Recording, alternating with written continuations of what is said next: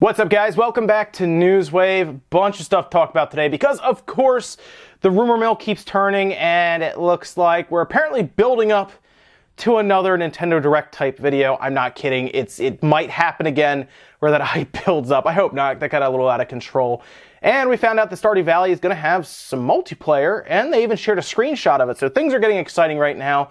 So let's get started. All right, so over on Reset Era, they started talking about the Direct Mini that took place last Thursday at 9 a.m. If you remember, they showed off a lot of third-party stuff, a lot of ports, and had people kind of split, so they were discussing it. And then, of course, the pattern that Nintendo seems to do when it comes to main directs going into a bigger direct comes up, people start speculating, and it turns out that we might be heading into another direct of some kind, a trailer, something, maybe even similar to this one, where there's no prior warning, and they just drop the direct. Now, how did we come to this conclusion? Well, people on Reset Era who are considered insiders started posting. The first one to post was Chrome. I'm going to call him Chrome. I guess it can go either way. It's C-H-R-O-M. I'm going to go with Chrome, though. Posted talking about the tweets prior for Fire Emblem. Remember, he was posting about Fire Emblem, just trying to detail some of the little details for it that we'd find out.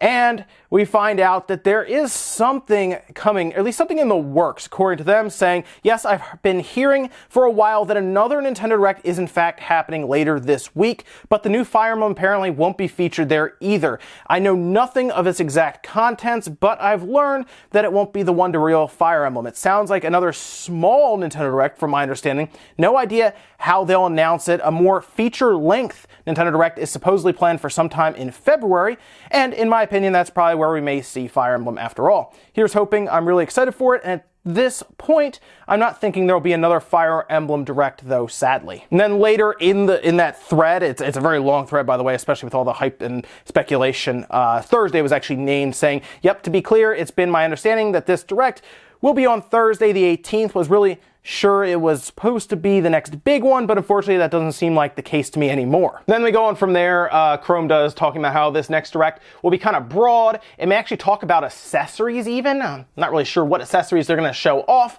but maybe some stuff to do with motion controls, who knows. But it looks like they're going for more different ways to play, as Kimishima talked about going into the second year. How do they get to that 20 million that they have set up as a goal? Now, later in the thread, we have Emily Rogers, who is incredible when it comes to this stuff, kind of show up in the thread and laid out some more information and clarified it further. Now I'm going to read out some of the, key points from this post you're going to see right here. You can also pause the video and read through it some yourself. So let's go through some of this posting here, starting with that second line there saying, first, I think we've been a bit spoiled by Nintendo Directs because the truth is not every Nintendo game announcement requires a big general Direct or even a mini-sized Direct. Sometimes uploading and dumping a short video or trailer on YouTube is more than enough to create a ton of buzz for a product. And she points to the example being like the short Switch reveal video. That makes sense. I mean, they technically just dumped this past Direct just on us, just out of nowhere. Well, we kind of knew if it wasn't for leaks and stuff that we were building up to it, it would have dropped out of nowhere. Now she goes on to outline that Kimishima talked about how they want to come up with new ways to play, and that's part of their plan to sell the 20 million units, kind of like we just talked about there, with accessories being a part here, but also clarifies that Nintendo is not abandoning core gamers in an attempt to attract new players. I think that's very smart because the core gamers are certainly buying into the Switch right now with some of the library they've built, and they believe they can attract new players while still keeping core gamers interested and happy. That's something that they probably should do if they want to build this massive install base. Yeah, tap into that mainstream at least a little bit. The PS4, I actually think, has tapped into that mainstream to a degree, but we saw what happened with the Wii when it was adopted by nothing but mainstream.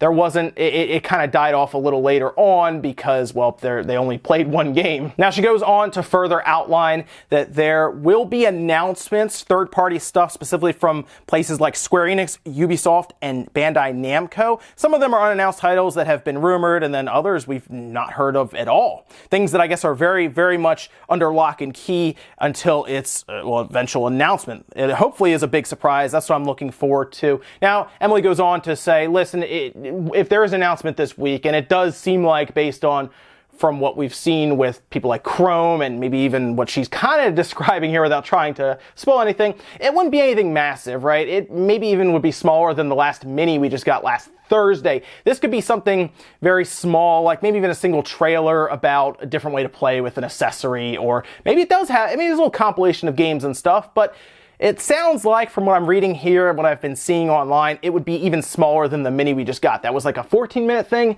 This might be closer to like a 6-7 minute thing, to be honest. And it probably will just drop out of nowhere in the morning, maybe in the afternoon. I don't know. It's kind of all over the place. I want to look more at the third-party stuff that was just talked about here. Things like Bandai, Square Enix, and Ubisoft bringing more stuff over. That's where the speculation is heavy. And then what's going on with Fire Emblem? Would that be something that would kind of headline the next big direct, or would that get its own direct? Something like, ARMS got its own direct. I mean, that's something I wouldn't have expected for ARMS to get its own almost feature-length direct. I think Fire Emblem kind of deserves that. That's going to be a big game that will appeal more to the core audience, not so much to the mainstream that might be more interested in this accessory thing they're talking about here. I don't know. Sound off in the comments, guys. Let me know what you think about these rumors.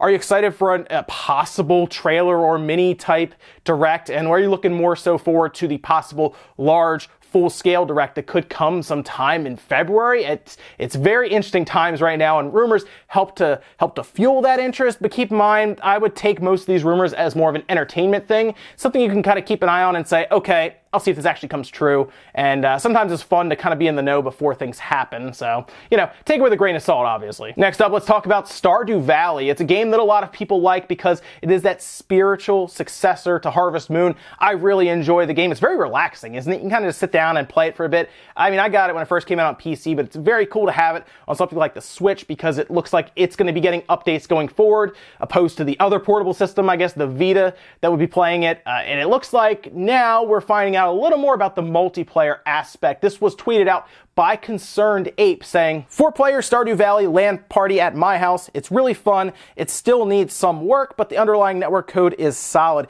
Being in the same room and yelling at each other about what to do next, or if anyone has any stone, is great. Can't wait to share this. And as you'd imagine, that got people really excited because, well, it looks like it's gonna be a blast to have a bunch of people in the same farm, kind of helping out and trying to grow all these crops and sell them and everything.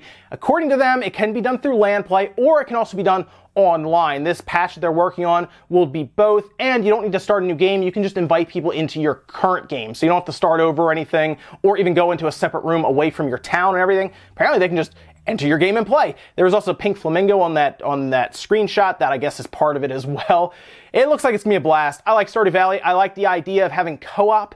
It makes a ton of sense with something like the Switch, as we've seen, but if everything gets this update, which it seems like it will, except for the Vita. The Vita's the one apparently that won't be getting this kind of update.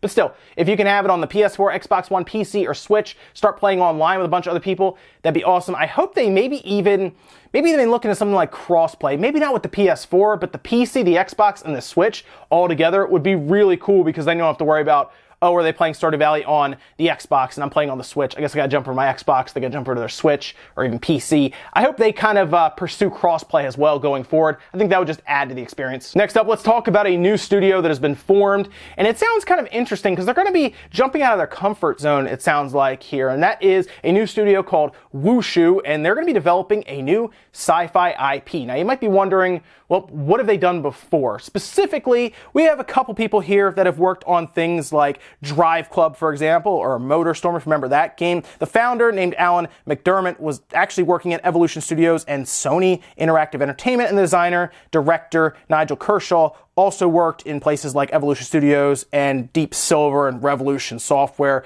So they mostly worked around things like Drive Club, and then they have people who also worked around MotorStorm. Studio currently has 11 developers. They're expanding, and their first title is going to be developed in Unreal Engine 4. They started prototyping it September 2017, and it's going to be a new sci-fi IP. We still need to wait to see anything else about it. That's all we know currently. I like the idea of people who have worked on things like racing games to turn around and do something like a sci-fi IP, like with like a Mass Effect or something like that, right? I think that'd be really neat. And what's cool is apparently their PR and community manager is going to be Shinobi from Twitter. Now, if you don't know who this is, you've probably seen them around, Shinobi602. Pretty cool person to follow on Twitter, and for a while there, they were giving us some little leaks and stuff, kind of being an insider themselves. So I'm glad to see Shinobi did get that part of this studio, so congratulations to them. And I'm going to keep an eye on this, look forward to what announcement they're going to have for a sci-fi IP. It would be fun to follow. In our last bit of news, I want to talk to you guys about a Kickstarter that has me pretty excited. Usually when we talk about Kickstarters on this channel, any other channel, whether it's Kickstarter, Indiegogo, whatever, it's usually a bad thing. Usually it's because people are getting ripped off or the idea is just dumb, right? It's so easy to pick on Kickstarters because half the time it's people that don't know what they're doing or don't even really have a great idea. Well, this is a great idea, and I hope it works out because it would really open the door for people who don't know how to program to actually build games for the Nintendo Entertainment System. That's right, the NES system. Now, this Kickstarter is by the name of NES Maker. It's a software tool for creating brand new hardware playable cartridge-based games for the Nintendo Entertainment System without having to write a single line of code. It's exactly how they describe it right on their page. Smashed its goal of $32,000, by the way, over $45,000 now. And talk about all kinds of stuff you can do with it. Things like design sprite graphics, color palettes, create assets, use a text editor, create text strings for NPCs, create special scenes, customize AI, set initialization parameters for things like items obtained, player strength, defense, starting screen. And it's very easy for testing. And what's really cool, something I really liked about this, by the way, is it is hardware playable, which means you can actually take your game, flash it to a cartridge, and you can pop it right in your NES. Now, how does that work? Well, according to them, for their $88 tier, you actually get a Kazoo Flasher. What is a Kazoo Flasher? Well, it's one of these. I actually have one because I used it for things like Super Nintendo games. It made it very easy. You take a board, you pop it in here. I'll get you guys a little picture of this, by the way, a little close-up picture. You pop it into one of the cartridge slots, whether it's a Super Nintendo game or a Nintendo game or whatnot, and at that point, you can just program it. It literally flashes it to it. This is one I use for the Super Nintendo mostly.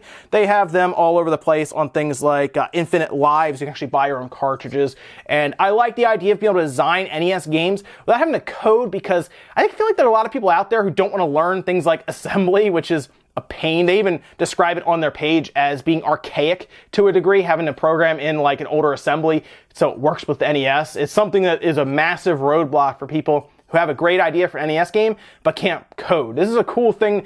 I see this kind of like the RPG Maker style thing, but maybe more going into it. So I hope people look at this. I hope people with good ideas for NES games start designing stuff because of this, because then it could really reinvigorate the entire NES library. The homebrew scene could really have this massive jumping off point where so many people get into it just because it's easy to do. So I'm gonna look forward to this. I might even honestly buy into this just so I can check out what it's like, because honestly, I would love to see tons of really creative NES games show up from people who don't want to code, but they want to create. Ladies and gentlemen, that's going to do it for Newswave today. If you enjoyed this video, hit that like button. Really helps out, guys. If not, hit the dislike. Leave a bunch of comments down below about anything we talked about today, whether it is the Nintendo rumors about a possible direct, a trailer, a video of some kind dropping on the 18th on Thursday. I'll keep you guys up to date, of course, so make sure you're following me on Twitter, for example. I'll let you know if something pops up. If you're following here, hit the notification bell because I will go live and I'll stream it so you guys can check it out with me and we can have some fun like we did last time.